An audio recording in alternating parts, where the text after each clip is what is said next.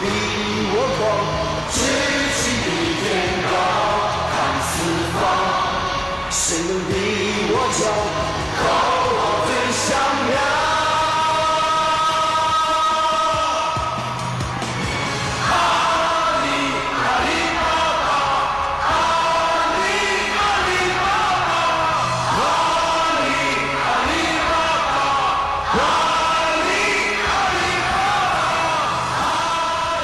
It was an amazing feeling to look around Yellow Dragon Stadium and see that our team had grown to fill 16,000 seats. It was hard to believe that this was the same Chinese internet company I joined 10 years earlier, just as it moved out of a small apartment. And leading us through our improbable journey was this former English teacher, Jack Ma. In 1999, he and 17 friends had started Alibaba.com in his apartment. I greeted Jack as he walked in. I had worked as a vice president in his company for nearly 10 years, as our team survived the internet bubble, fought a war with eBay, and managed to build China's first global internet company. I settled into my seat and wondered, how would Jack address us on this important night? And then, just like any other billionaire in the same situation, Jack took the stage.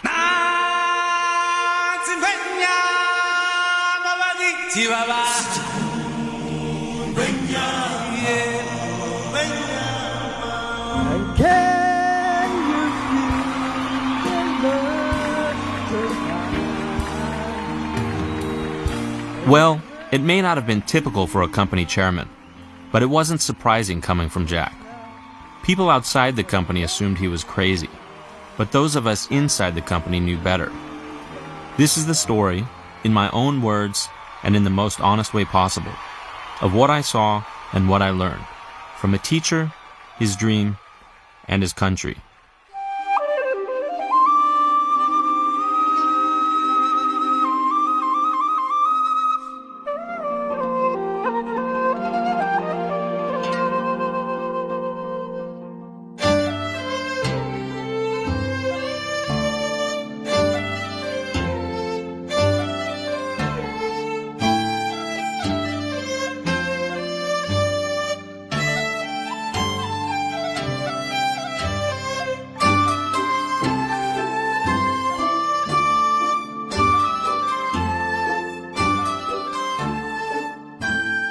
It's hard for me to imagine the China that Jack was born into. While the West Lake, in Jack's hometown of Hangzhou, provided a quiet escape for its residents, China's Cultural Revolution was just beginning. For the next 10 years, the country was thrown into political chaos. Capitalists and intellectuals were punished and sent to the countryside. Families and friends were divided along class lines. China was closed to the world, and its social turmoil was invisible to most people in the West.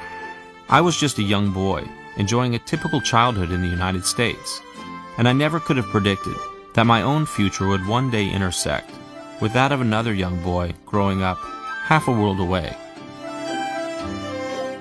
In 1978, Deng Xiaoping emerged as China's new leader and opened China's doors to the world. Deng headed to the United States and, for the first time in years, Chinese and foreigners began to mix again.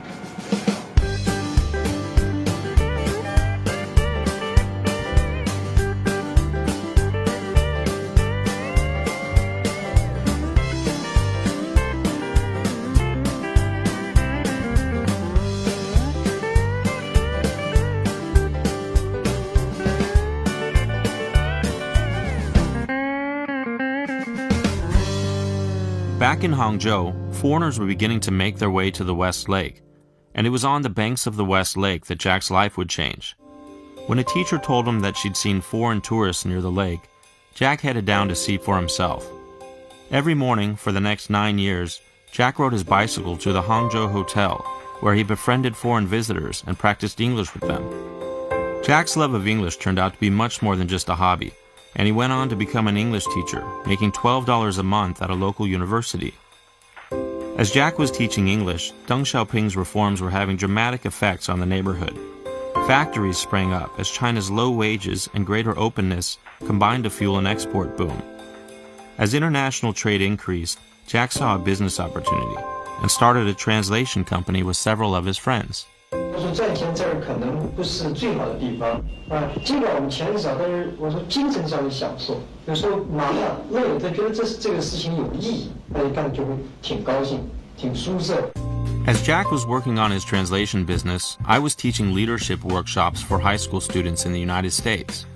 But I began to hear stories about Americans finding adventure and opportunity in China. So I bought a ticket to Beijing and, after a year of language study, found my dream job.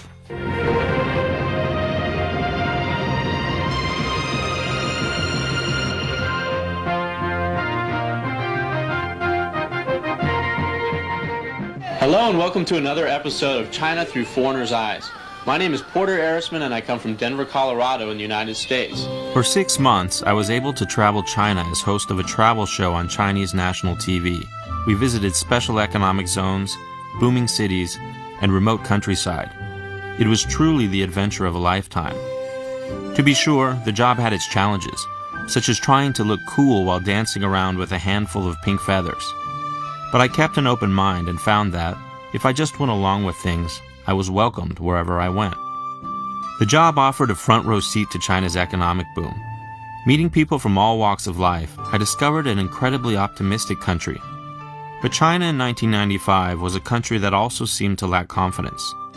People seemed ashamed that, despite its long history, China's development still lagged behind the West. Still, people jumped at every chance to talk to foreigners and learn about the West. I could sense they dreamed of traveling abroad to see the outside world with their own eyes. While I was traveling China, Jack was offered what must have seemed like a dream opportunity, to serve as a translator for a project in the United States.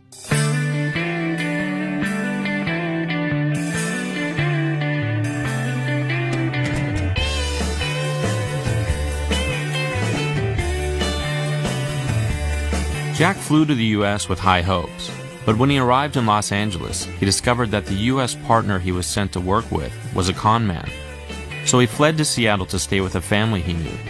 It was there that he was first introduced to the internet.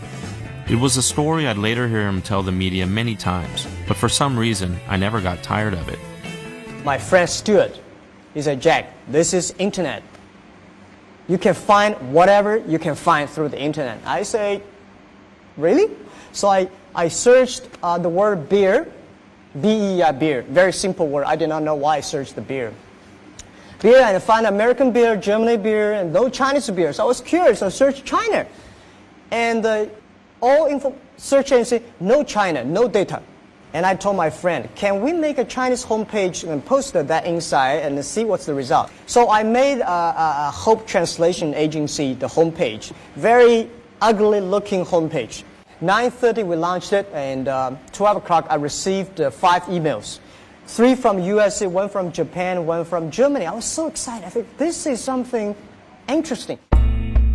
When Jack returned to China, he set up China's first internet company, China Pages, a sort of yellow pages for Chinese companies, which offered an online English language directory of Chinese companies and information. 我们在启动一场技术革命，观念革命，对，好几年。理解，给我们的 Java 弄点出来给我们看看，然后把我录的那个声音也放出来给大家听听，然后让他们也试试我们的声音。做。这个就是金戈工程，我们浙江省的省长外学员，然后我们在里面会把省长的声音也可以做在这里面，欢迎参观浙江。这个是杭州。With his website up and running, Jack set out to find companies to advertise on his site.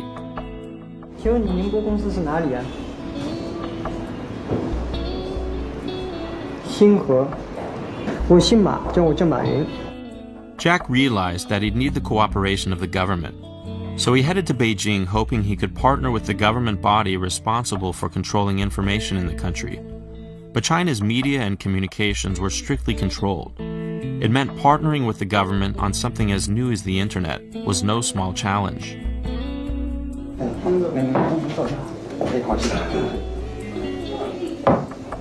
我们呢，主要是做在国际信息高速公路 Internet 上面，就是国际互联网络上面，给中国在整个网上做宣传。那我们有个域名叫中国黄页，这是在国际网络上面注册登记的。因为外国人现在利用桌子上的电脑，他已经能知道中国或者世界上什么地方买什么东西。他可以直接订货，订给香港，订给台湾，订给新加坡，但他不会订到中国，因为中国在网上没有东西。我们自信能够做出比美国人更好的漂亮的东西。我希望能够得到各部门的支持，大家可是搞好以后，我来掌握外面的技术拿进来。那么真正的目的是为了将来发展中国自己的信息高速路。我们的工作是把中国的信息和贸易信息介绍给全世界，把中国的经济、工业、贸易、文化、娱乐和教育全部去介绍给世界，促进中国与世界的交流。Jack soon discovered that the government bureaucrats he met with had little interest in partnering with him. Few, if any, had heard of the internet, and they were reluctant to partner with an unknown English teacher, especially in the sensitive area of media and information. Still, Jack continued to seek a government partner, visiting the National Sports Committee, for which he hoped to create a website to support China's Olympic bid. 就是给国家体委在信息高速公路做宣传，把中国的体育全部放到电脑里去，让世界了解中国的体育。中国体育这个名字我们注册下来了，那么他说打开里面都空的，打开里面都空的。那么奥运会呢马上就开始。我跟你讲啊，这件事情呢，你应该首先应该先约，办事程序应该你先约。你要不约的话呢，很难给你做一个很满意的回答。我想占领海外的市场，这是很重要。就是说，等到有这么一天，中国的我们所有的电脑打开以后，里面都是外国的东西。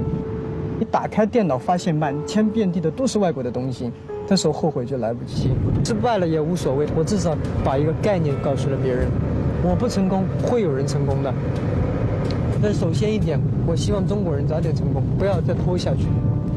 As Jack found out, 1995 was too early for an internet business in China.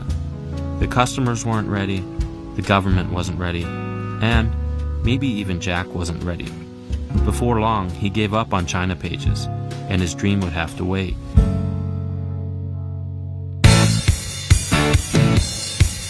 By 1999, internet fever had hit Wall Street. Each day saw a new company go public on NASDAQ, minting thousands of fresh millionaires. And among the dot-coms, e-commerce companies were the market darlings. Consumer marketplaces like eBay and Amazon were soon followed by business-to-business or B2B marketplaces like VerticalNet, Ariba, and Commerce One. They promised to bring the world's businesses online, and their initial public offerings, or IPOs, made them worth billions of dollars. Their success inspired hundreds of new business marketplaces, led by entrepreneurs with one thing in common: dreams of cashing out with a big IPO. Far away from Silicon Valley, Jack was working in an e-commerce division of a government ministry.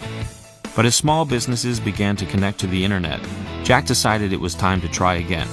So he gathered 17 friends in his apartment and laid out a plan to compete with the US internet titans. They built their own global business marketplace and named it Alibaba.com, hoping small businesses would use the site to say open sesame to global trade. 我95年的时候，我记得我做出的决定，我自己跟自己讲，我可能改变了自己一辈子所从事的事业。而今天，我想把大家请过来，跟大家共同探讨以后至少5年、10年我们要做的事情。那么阿里巴巴我们将做成怎么样？我想，从黄页的时候我就提过，黄页所要瞄准的对象不是国内战略，而是国际战略。我们所有的竞争对手不在于中国，而在于美国的硅谷。如果说第一，我们把阿里巴巴定位，就把它作为国际战略，我们不要把它定位是国内战略。第二个呢，我想就是我们要学会硅谷人的一种拼劲。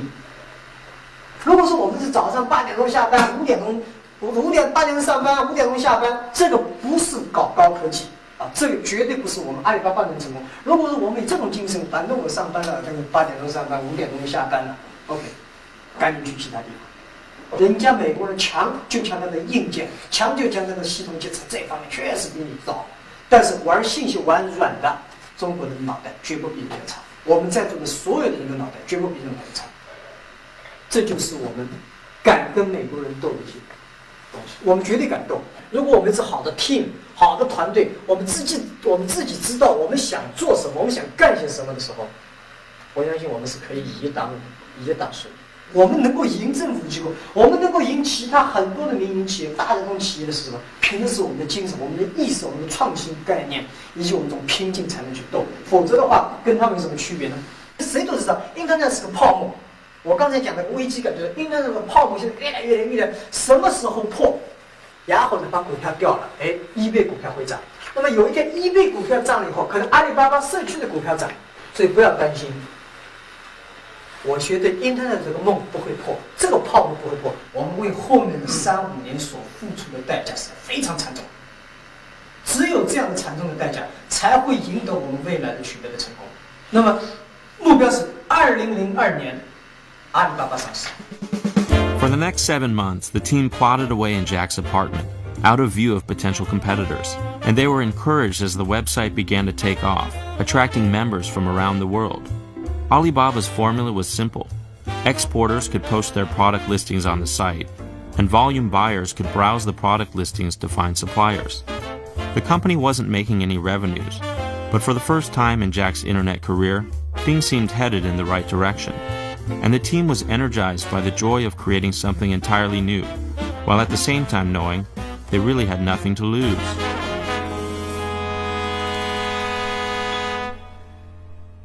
By October 1999, Jack had lured Joe Tsai, a U.S.-educated lawyer, to join the company as chief financial officer.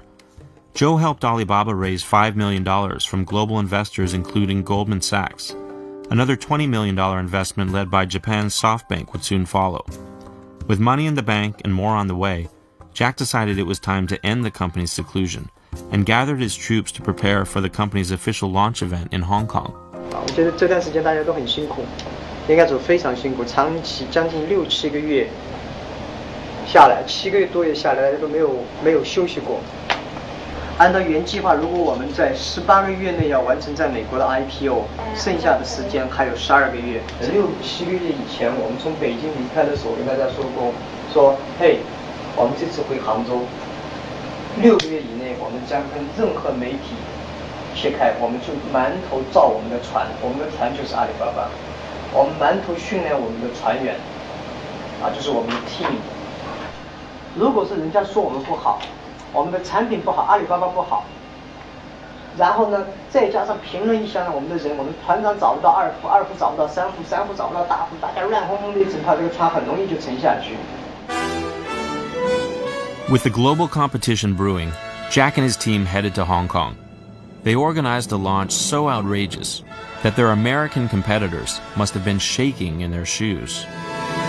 1, 2, 3. Alibaba is no legend. It is with us on the internet, giving us unimaginable business and success opportunities. Okay, maybe the launch wasn't so impressive, but at least the company had finally come out of hiding.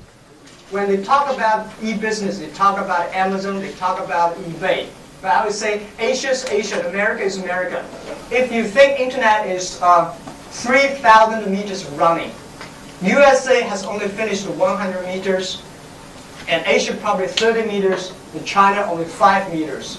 So there's a long way to go. If we have a very good company in Asia, internet company in Asia, the whole world knows that. It's easy to make a PR, to make advertisement in Asia for an internet company than in the USA. So that's why we choose Hong Kong to make the announcement. The more a lot of people know about us. The press conference served its purpose, and a buzz about Alibaba began to grow. Journalists from abroad trickled into Alibaba's apartment to report about a man they called Crazy Jack. At the same time, an internet boom was beginning to sweep China. Chinese were connecting to the web, and the internet was opening up an entirely new world. It was an exciting time, and anything seemed possible. As the number of internet users grew, homegrown startups emerged, modeled after their US counterparts. There was the Yahoo of China, the Web TV of China, and the eBay of China. At the time, I was working in Beijing for an advertising and PR agency. When a friend told me that a Chinese company was looking for a senior manager to join its international marketing team, I became intrigued and flew to Shanghai to attend an Alibaba customer event. As I walked in, I discovered that the website members were mobbing Alibaba's staff. The attendees were mostly local manufacturers making all kinds of products for export: umbrellas, plastic tubing, ball bearings, and just about any widget you could imagine. They had a lot of questions for the Alibaba staff and were eager to provide lots of feedback as well. 建议他也不是强硬规定，他就建议你1周之内不要发重复的信息。我们现在看到他天天发这种。您给老看到重复信息是吧？我们现在是有这样的规定的，就是一个人的信息，同一条信息要隔3天来一次，就是说。 The event wasn't a slick production, but there was an innocence to it all that appealed to me. And I was also happy to see that the foreigners and locals mixed well, even if it meant having to learn karaoke.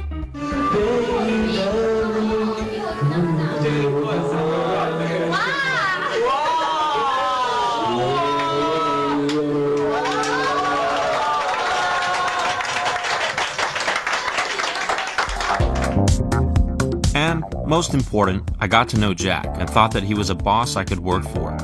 Yes, he seemed a bit crazy, but at least it seemed he was enjoying the ride. So in March of 2000, I made my decision. I would join Alibaba. I signed my contract, packed my bags, and then it happened.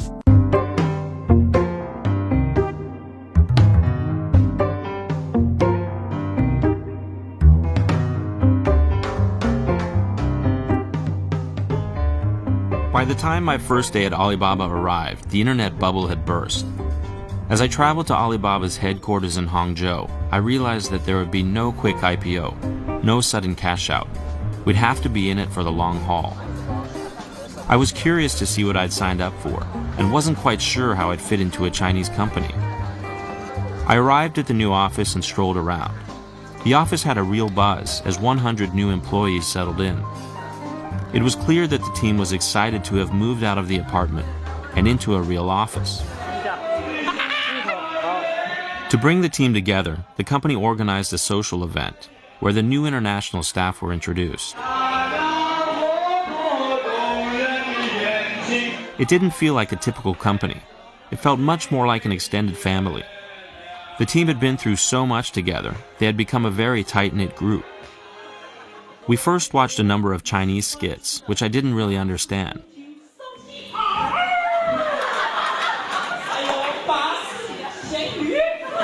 Then, we watched some international skits, which I understood even less.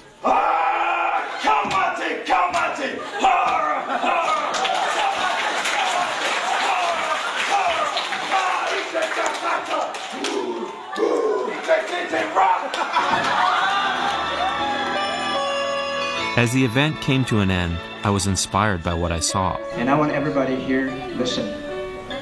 We will win, we will make it, because we are young, and we never give up. But I wondered if maybe we were being too naive. Were idealistic goals really enough? And could our inexperienced team of teachers and dreamers really stand up to the US internet giants? B2B internet site Alibaba.com went live last year, a marketplace for trade between small and medium-sized businesses. It was the first Chinese internet company to move to the West.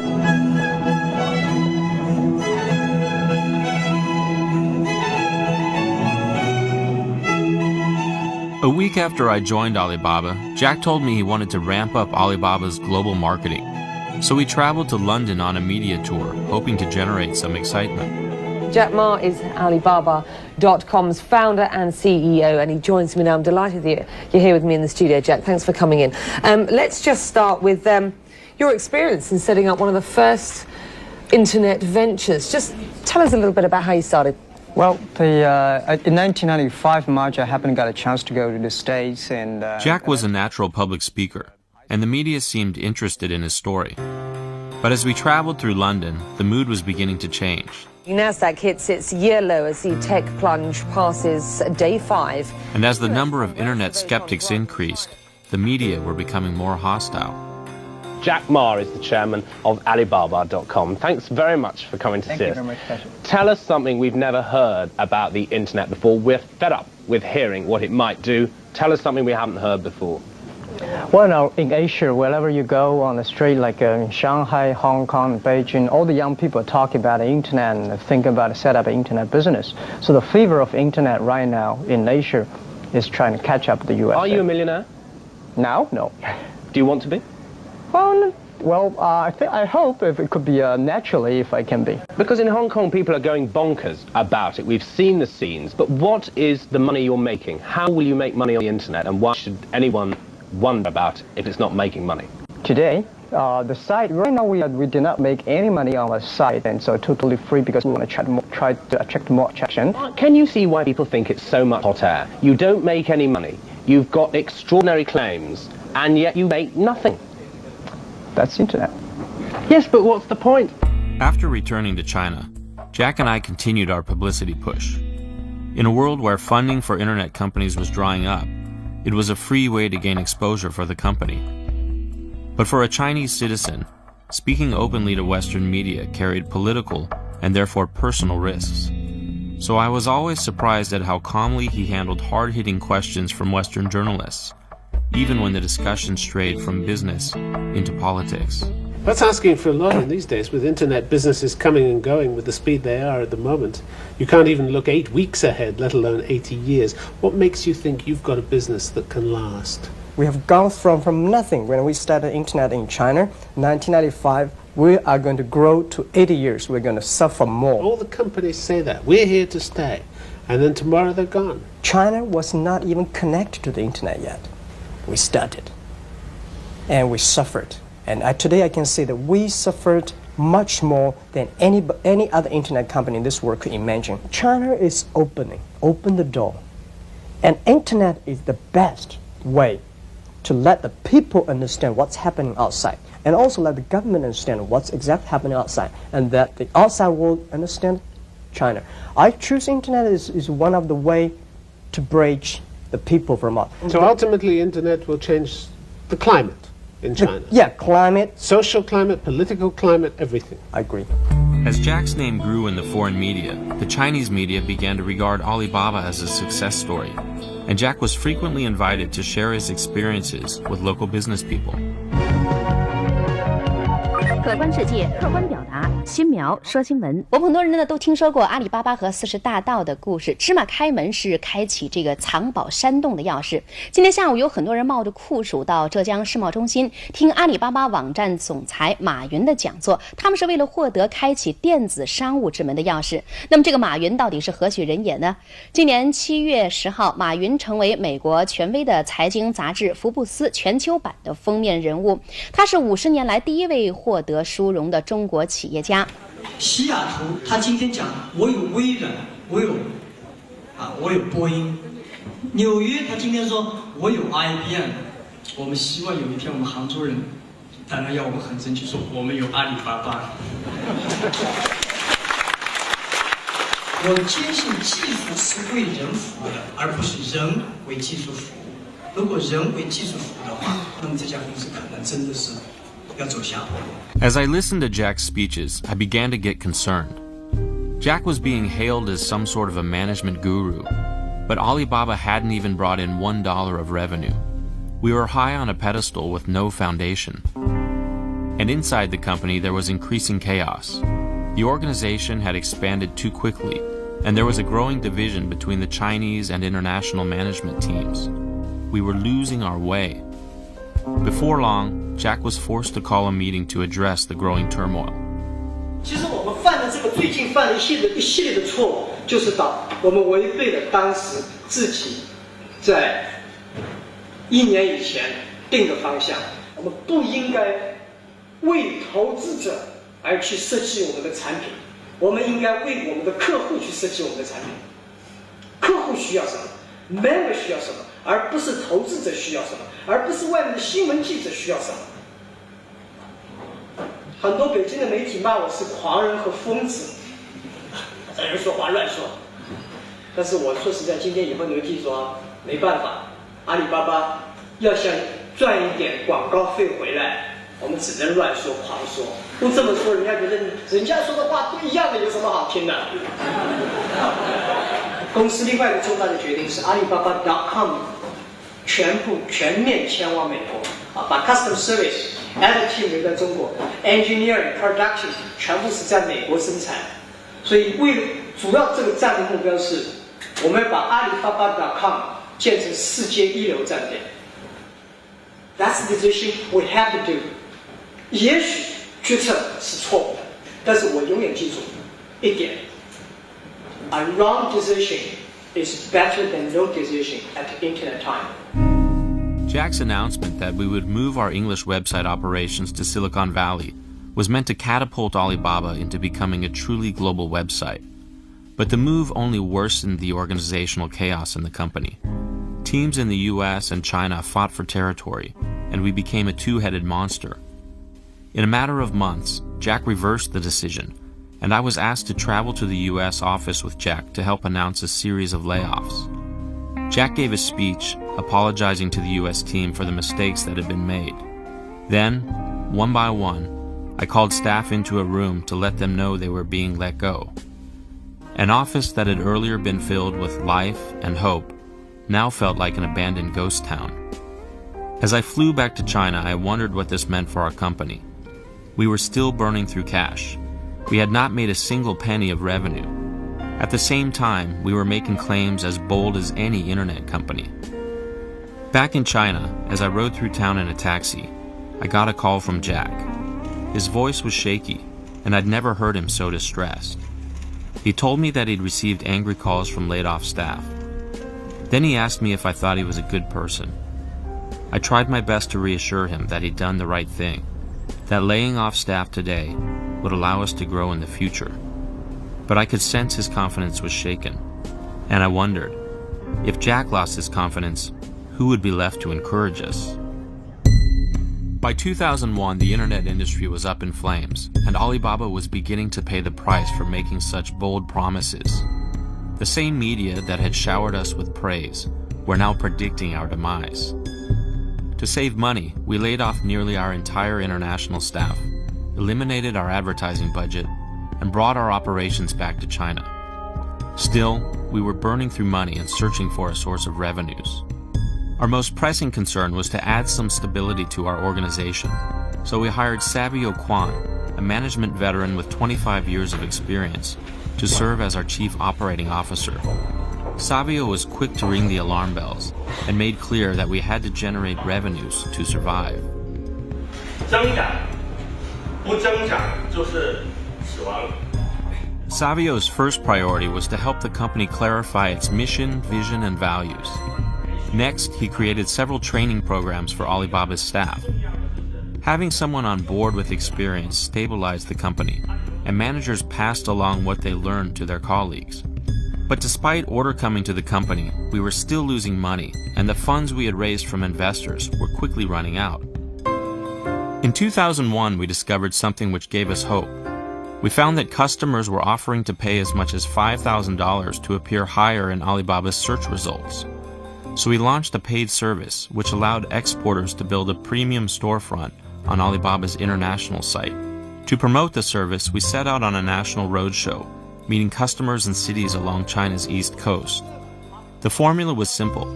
Jack would offer a speech about Alibaba and the future of e-commerce.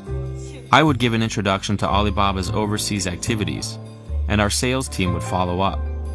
As our roadshow gained momentum, the number of attendees increased, and the presentations got more sophisticated. One by one, we were persuading Chinese business people to move their businesses online. But even as our customer base grew, our cash in the bank was dangerously low. We had cut our marketing budget to zero and needed to save money on salary and headcount.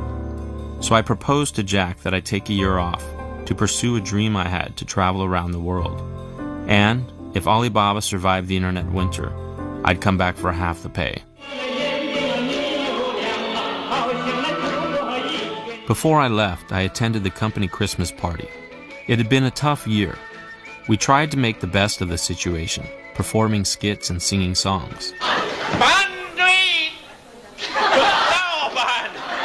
But as I looked around the room, I wondered, would Alibaba still be around when I came back?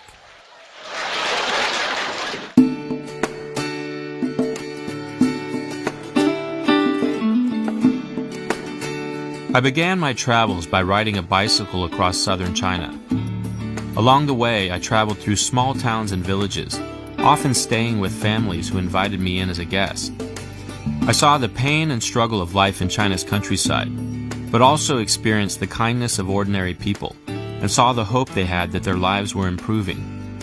Internet access was just arriving, and I could see the potential e-commerce had to lift people out of poverty while opening doors to the outside world. As I traveled, I received email updates from the team in Hangzhou. I was told that Alibaba's paid services were gaining momentum, and at the end of the year, I received a one-sentence email from Jack which convinced me it was time to return to Alibaba. Before long, I was on my way back to Hangzhou. 95年做中国黄页到外经贸部，到99年3月份成立阿里巴巴。这3年多来，所有的人都在说阿里巴巴不懂得如何挣钱，阿里巴巴是一个只会烧钱的公司。昨天晚上在6点正，我们拿到的数据是，阿里巴巴已经全面盈利，也就是说，到昨天为止，我们公司不仅赚了1块钱，昨天我们从人民币上来说，我们赚了50万元钱，所以。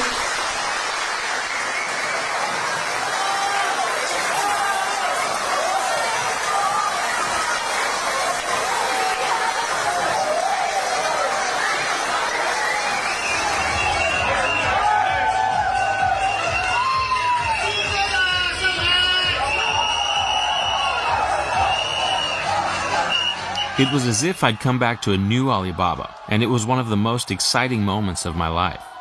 The team was re-energized and confident we'd not only survive the internet bubble, but were poised for growth.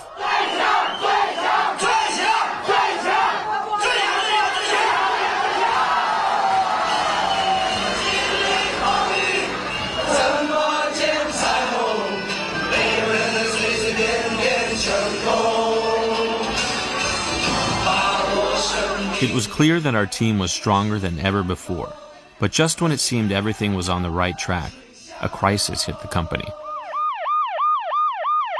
When an Alibaba colleague was diagnosed with SARS, the entire Alibaba staff in Hangzhou was put into quarantine. We were forced to shut our headquarters down, and the crisis threatened the company's very survival. To keep the website running, 400 staff carted their computers home and set up a virtual operation.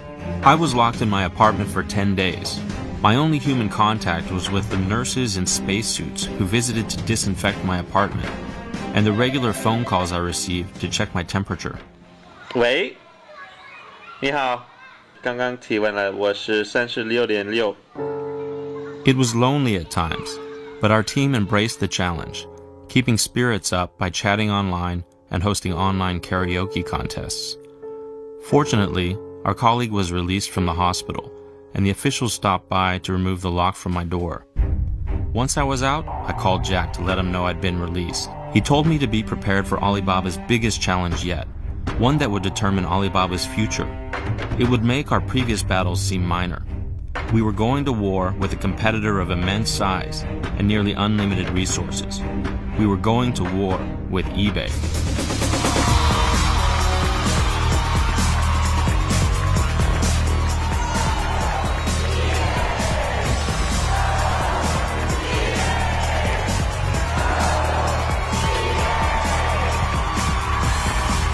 eBay is one of the most successful companies in the history of U.S. business.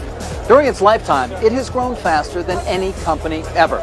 It now runs a global online marketplace where more than $40 billion worth of cars, clothing, computers, and anything else you can think of. eBay conducts more transactions every day than either the NASDAQ or the NYSE. It has more regular users than American Express has cardholders.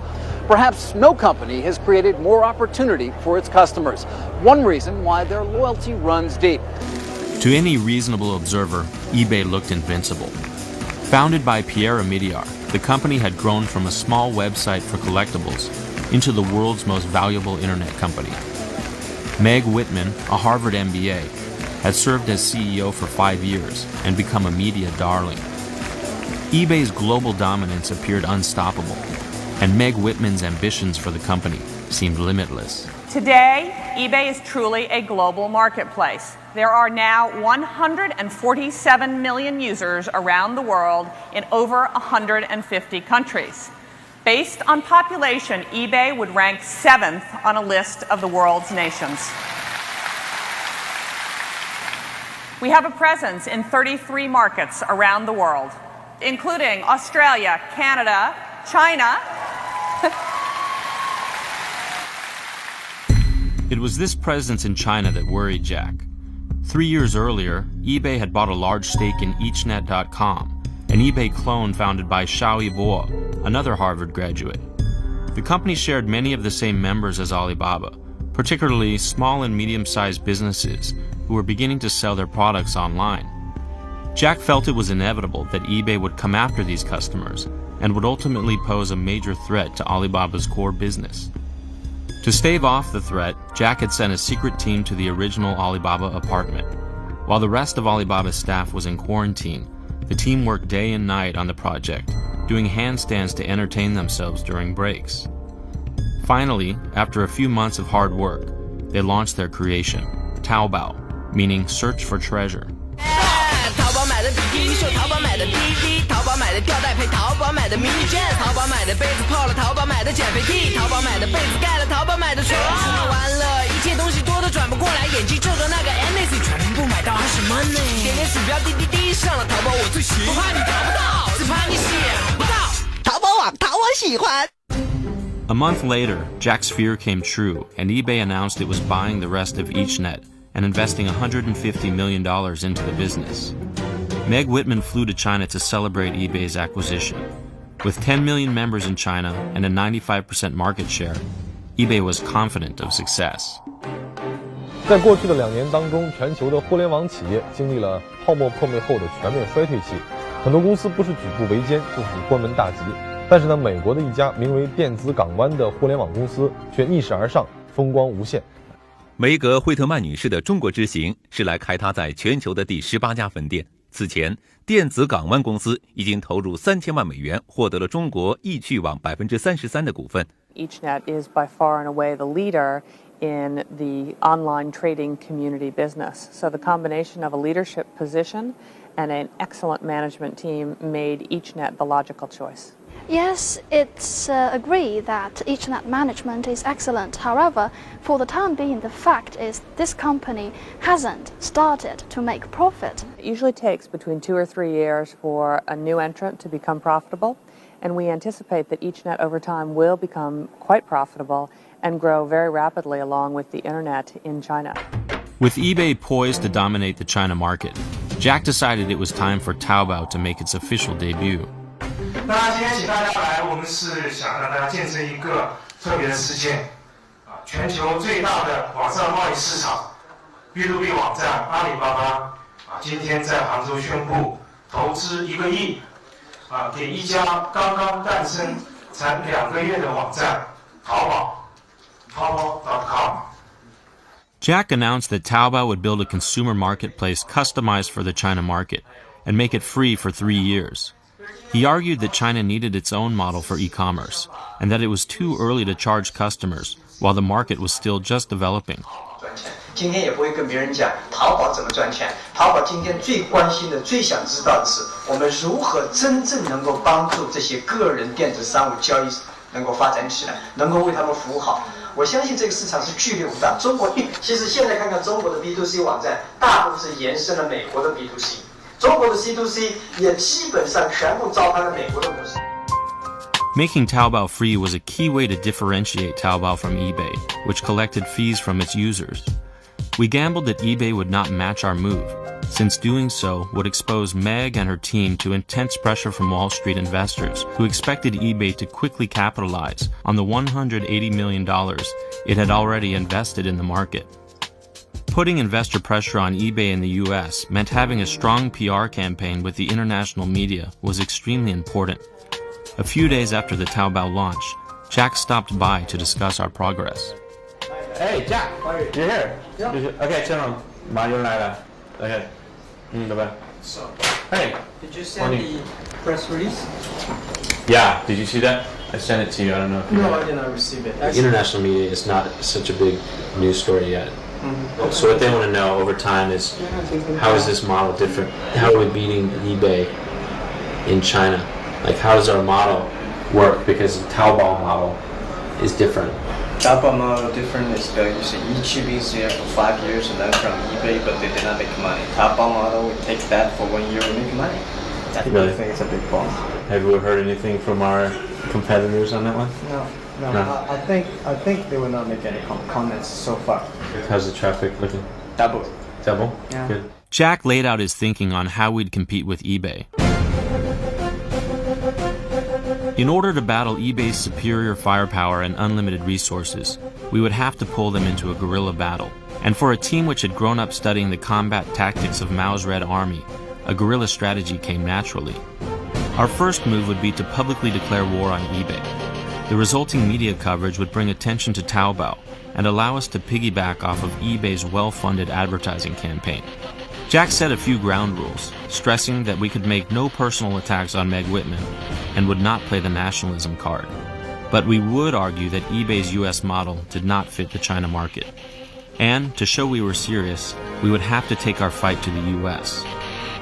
Jack and I traveled to Silicon Valley and New York, meeting with journalists in each city. We encountered a skeptical audience. Now let's turn our attention to e-commerce in China. Jack Ma is founder and CEO of Alibaba. He is in New York to be a panelist for a conference on business in Asia. And you're facing competition from eBay's Chinese language site, eachnet.com. How are you going to grow in the face of an established company like eBay coming out with its Chinese language site? Actually, eBay and our C2C site Taobao, we just had fierce competition last 13 months, and we beat them on the traffic of product listings, the memberships. Well, we think they have a tough time. Despite the media's skepticism, we accomplished our mission of engaging eBay in a war of words, and the buzz of our David and Goliath story grew in China. The most important part of our strategy was to build a website that better fit the China market. And in developing our websites, the two companies pursued very different strategies. eBay moved to link its China site with its global platform, discontinuing features that were popular with Chinese users. Taobao built a website customized for the China market, adding features to help users build trust and make friends online.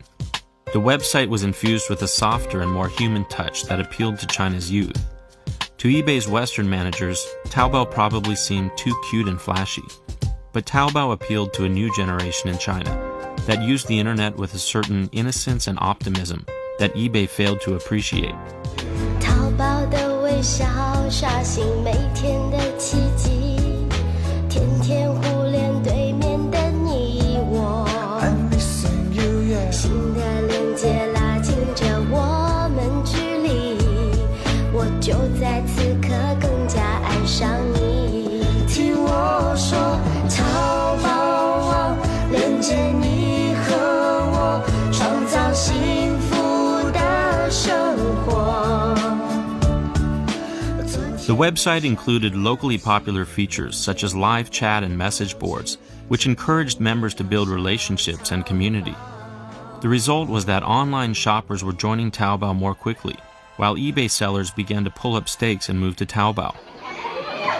As the encouraging results came in, the team took time to celebrate. 我们做到了我们今年的目标，而且这段时间非常多的好的数据都非常多。只想说一个，淘宝骑兵再无不胜。现在是这样，以前也是这样。现在这么小的孩子都已经做到了，是不是？以后我们肯定会做到，是不是？好，恭喜淘宝，我们一年比一年更厉害，就在eBay。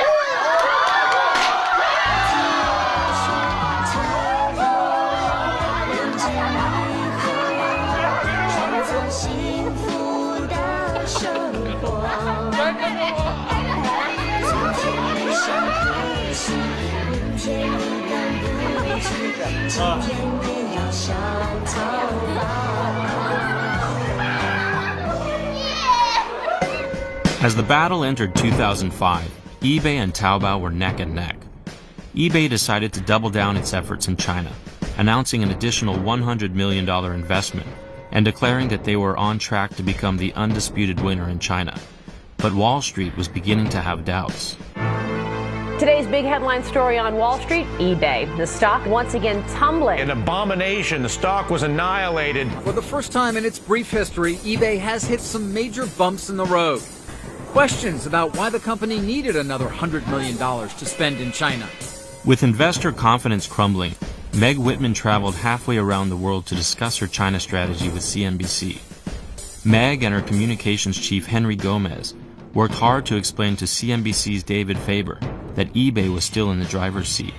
Our view is that one of the defining characteristics of winning e-commerce companies globally over the next 5 to 10 years will be how successful they are in China. So this is a market that we want to make sure we have a terrific position in. But as eBay's promises to Wall Street continued, so did the pressures. Back in California, the data coming in must have added to their fears, as each day seemed worse than the last. At last, Jack received an invitation from Meg Whitman for a trip to the eBay headquarters so that Jack could see the company up close and discuss a partnership which might lead to a ceasefire.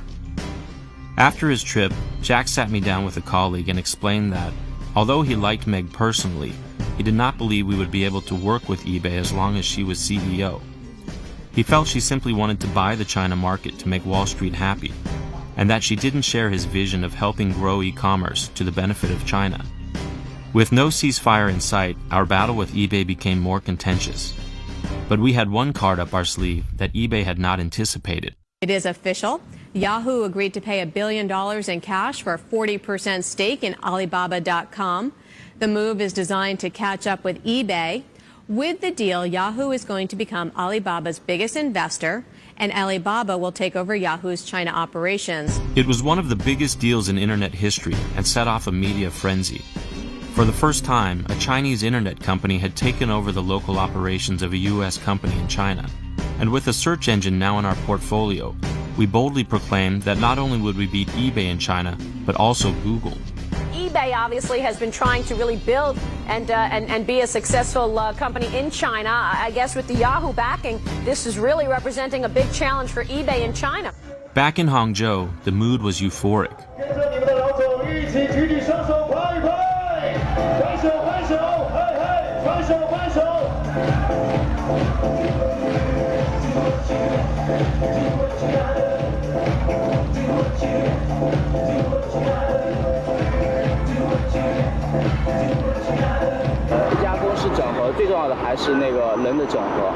To make the partnership work, it was critical to smoothly integrate Yahoo China's team under Alibaba's management. So we chartered a train from Beijing to Hangzhou to bring Yahoo China's team to visit their new national headquarters. It didn't take long before we realized that the two teams had very different cultures. Yahoo China's team seemed weary from years of management changes, and they seemed to think that getting taken over by a local company was a step down. Whatever the reason, the two teams just didn't mix well. Another important challenge was getting government support for the partnership. Jack met with the local government leaders to explain the deal and the benefits it would bring to Hangzhou. Fortunately, we had earned the support of the local government over the years because, as an e-commerce company, Alibaba was seen as a job creator. 今天我跟你说这句话啊，阿里巴巴是完全有可能成长为一个世界级的企业。那么一个世界级的企业，它最重要的要有一个灵魂人物，要有一个领军人，就是要有一个世界级的企业。马云，我认为已经够资格了。 With the Hangzhou government embracing the partnership, we received an important green light. But as Yahoo's founder Jerry Yang toured our offices, we learned that when we acquired Yahoo China, we also acquired a political hot potato. When news broke that several years earlier, Yahoo had handed email information about a Chinese political dissident to the Chinese government, Yahoo was put on the defensive.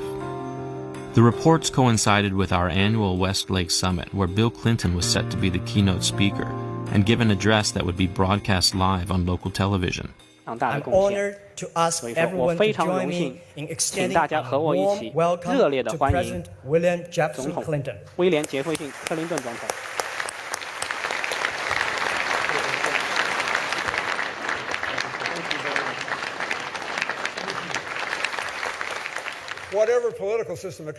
我想，就像我刚刚所说的，不管一个国家的政治体系是什么样的，因特网都能够通过交流、通过信息带来巨大的变化，影响到平常人。我想这是一件好事情。I was proud that Jack had brought one of the few foreigners who could argue credibly to a Chinese audience about the need to open China's internet. But the sense of pride didn't last long, as the international media were quick to pounce on our new partner. I'm Peter Goodman with the Washington Post, and this is a question for Mr. Yang. Mr. Yang, your company was founded at a time when internet companies were marketing themselves both to consumers and to shareholders, the public, as not merely business propositions, but almost forces for liberation, for freedom of information, free flow of information, freedom of expression. There are now people saying that your company is effectively a tool of the Chinese government, that you become a force for repression. How does that make you feel personally? And what can you tell us about your company's role in the Shoutao case? Well, no, I appreciate the question, and I think that it's obviously not as clear-cut as you're making it out to be, and I think Jerry Yang was clearly uncomfortable with the question. For the next several months, Yahoo attempted to lay low and avoid the issue, but their muted response only fueled the controversy. Meanwhile, the issue put Jack on the hot seat. Hello and welcome back to the show from China. Now, China's best-known internet guru is Jack Ma, the founder of Alibaba.com. Recently, Yahoo gave information to the government that led to a detention of a Chinese journalist named Shoutao. If you were running Yahoo China at the time, would you have done the same thing? Yes, I will. Why? Wherever you do business, you have to follow the local rules and laws. Either you can change the law. If you cannot change the law, follow the law. So, it's the law in China, you have to follow it. Wherever you do business, this is the basic principles. I felt it was a bit unfair that Jack had to defend Yahoo's previous actions. But, while people may not have agreed with his position, it helped that he offered a clear and consistent response, based on his own beliefs. Good morning and welcome to this hearing on the internet in China. Yahoo, meanwhile, continued to muddle through the issue, and was ultimately called to Congress to defend its actions in China. Back in China, we did our best to move beyond the controversy, and called a strategy meeting to develop a plan to beat Google and Baidu, the local search engine leader. Jack gave his typically inspiring speeches, but I felt he underestimated the complexity of building a successful search engine, and we left the meeting without a clear vision of how we would turn our newly acquired company into China's leading search engine. For the next year, Yahoo China suffered from a series of strategic mistakes, partnership squabbles, and PR distractions which threatened to hang a cloud over the entire company. But fortunately, things were looking much brighter on the other side of our company.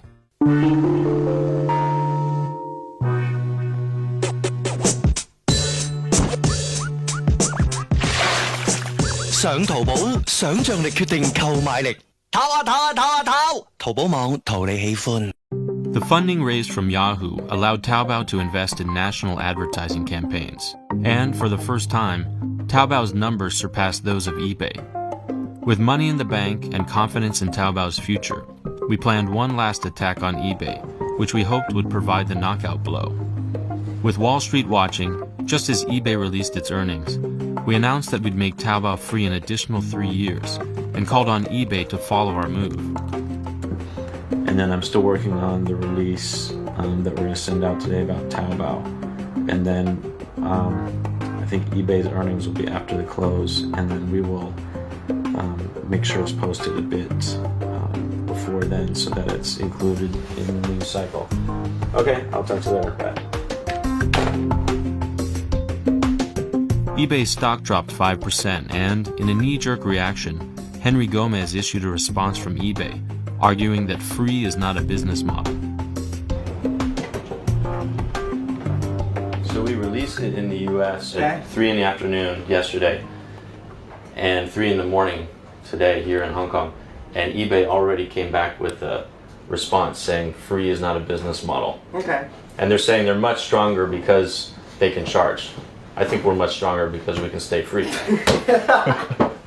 Yeah, we can afford to be free. Yeah, sure. Okay. Okay, so response that quick. Yeah, so a few hours later they did that. That's good. Okay, so that's good. Let's make them respond even quickly then. Okay. That's great. Very happy, very happy. Actually, they dance with our pace. That's exactly what we want. We want them to say like that. We want them to do things like that. That's good. The day when they disappear in China, they will regret for what they said today. Business model for charging is already proved in the States. So you don't have to prove the market. You have to prove how big the market is. You have to prove that you can create value in this market. But they just do not listen. Well, and free is still a good word for C2C because it's so premature market yet. Only 8% of people in internet users here has tried the online shopping. So among 100 people, 92 people have not tried using the internet. Why you want to prove the business model is better than not charging? I just can't believe that. John? Yeah, hey. Yeah. Did you see the eBay? Their 15.1 million users at the end of September, I think. 15. Yeah, at the end of September. So we're growing at like 50% faster rate than they are. Okay. You think eBay's time is over? Almost over. Too late for them in China. Unless they do something really, really meaningful.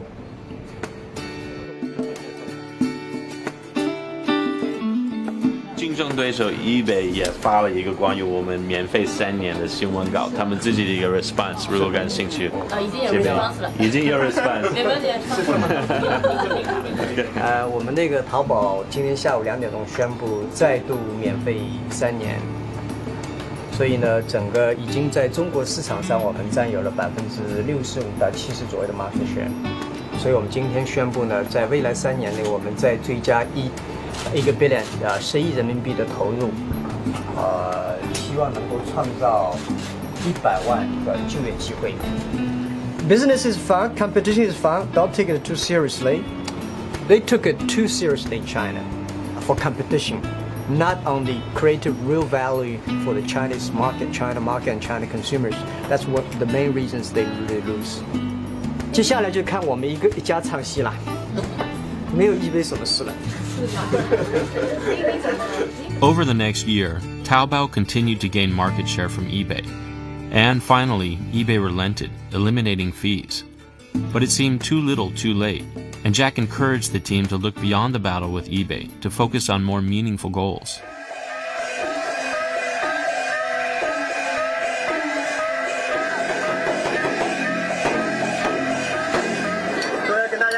淘宝网现在不仅在中国很热门，在美国现在也很热门，大家都在关心说淘宝网跟eBay的竞争还能持续多久，也就是说eBay什么时候能够再翻过来。那我想今天跟大家讲的这句话呢，不是说我们在未来的1年、2年、3年以内，我们要记住这句话：以前的竞争是针锋相对的竞争。今天的竞争呢，我们要记住这句话，叫做心中无敌，无敌于天下。我们不要把那个别人就是赶尽杀绝，啊，这个不用，真的要这个。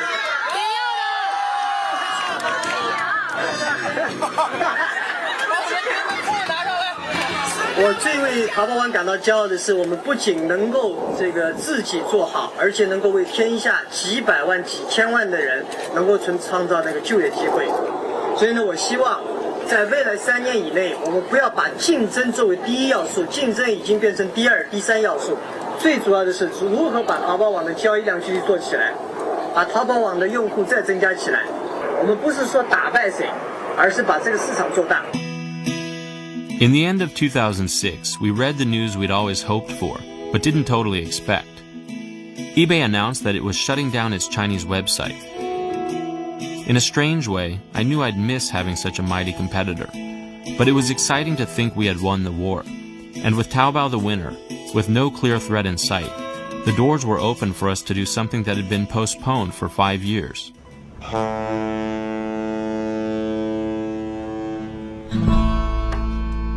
Now, back to tech in China. It's not just RIM shares that are surging. There's an IPO fever sweeping Wall Street. You can call it Alibaba fever, Aaron. The initial public offering of the business-to-business Chinese internet site, Alibaba.com, is coming next week. Who can blame investors for paying attention? After all, this is a Chinese internet company, a coupling that is perfect for the current market. It was a strange feeling to wake up on the day of our IPO. As I rode to the listing ceremony, a lot was going through my head. I had always imagined that reaching an IPO would feel like crossing a finish line, but when the day arrived, it felt much more like a graduation. While it was exciting to reach a new milestone, I was also sad to think that a more innocent era had come to an end, and there would be no turning back. As I pulled into the Hong Kong Stock Exchange, Jack was just arriving. To the media and investors, this was a day about money. But I knew that Alibaba had gotten this far because money had never been our main goal. And I was confident that, by following the same strategy, it was just a matter of time before Taobao would become profitable and have its own day in the sun. As I looked around the room, I began to feel that I was ready for new adventures, and it would soon be time to move on. But I wondered how the company would cope with growing from a David into a Goliath. In a country where successful entrepreneurs are celebrated as heroes, Jack was once again on a pedestal. But I knew he was human, and it would be harder and harder to live up to the high expectations of those who looked up to him, eager to sing his praises.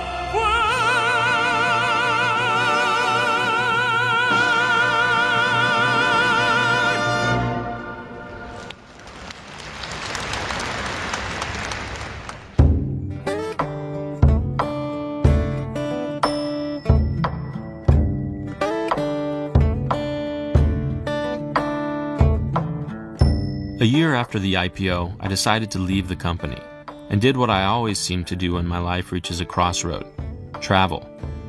Before I left, the team offered to organize a going-away party, but I declined. It was just too hard to say goodbye to something that had meant so much to me. As my own journey continued in a new direction, I could only watch Alibaba's developments from afar. I felt pride at the times the company met success, and felt disappointment at the times the company made mistakes and failed to live up to its own values. But through it all, I remained inspired by the lessons I'd learned, from a time when anything seemed possible, and from a teacher I'd met half a world away. 今天你开始有点小钱了，你开始有点地位了，不要因为外面人对你的眼光发生了变化，不要因为你口袋里的钱发生了变化，因为有一样东西是不能变化的：使命、价值观、承诺。 After some time on the road, I took one last chance to travel back to Hangzhou, to visit some old friends, and see what had become of the company that we'd created.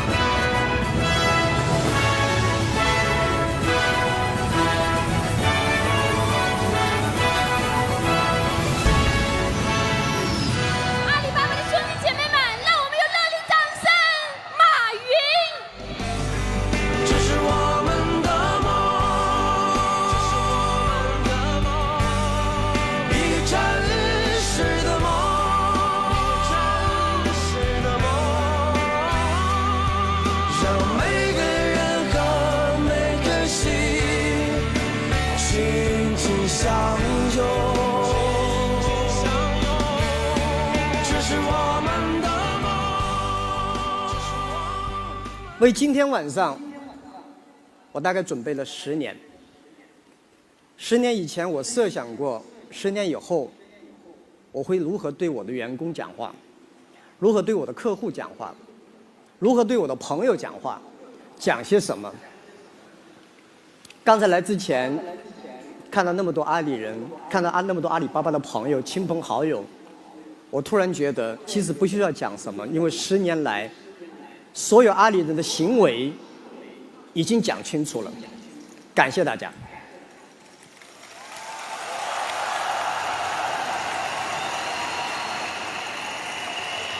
10年以前，在我的家里，我还有其他的17位的同事，刚才的创业者们，我们描绘了一个图。我们认为中国互联网会怎么发展，中国电子商务会怎么发展。我们讲了2个小时，从此就开始走上了这条路。那么，什么让我们活了下来？什么让我们10年以来坚持的走到现在？这些问题我们一直在思考。今天呢，我想在这儿跟所有的阿里人、阿里的亲朋好友分享一下。我认为我们是一个非常幸运的公司。我们幸运生活在这个时代，我们幸运生活在互联网的时代，我们幸运生活在中国。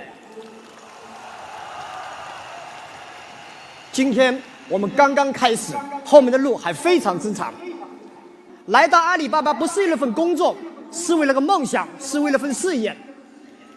让华尔街所有的投资骂我们吧，我们坚持客户第一，员工第二，股东第三。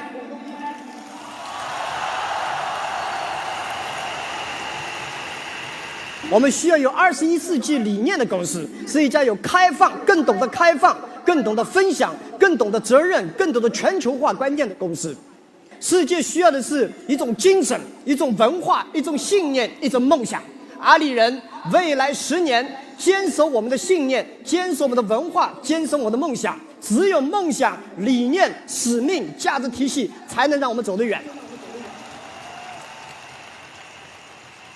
今天很残酷，明天更残酷，后天很美好。绝大部分的人死在明天晚上，看不到后天的太阳。阿里人必须看到后天的太阳。世界给了我们这个舞台，全球给了我们这个机会，动用所有的智慧、所有的勇气、一切的努力，去帮助1000万家企业生存、成长和发展，创造1亿就业机会，为10亿人提供真正价廉物美的平台。谢谢大家。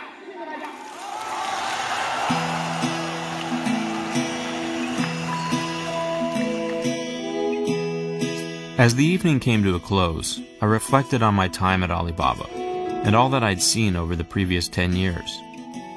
I'd seen a company started by an English teacher grow to 16,000 employees and serve more than 100 million people.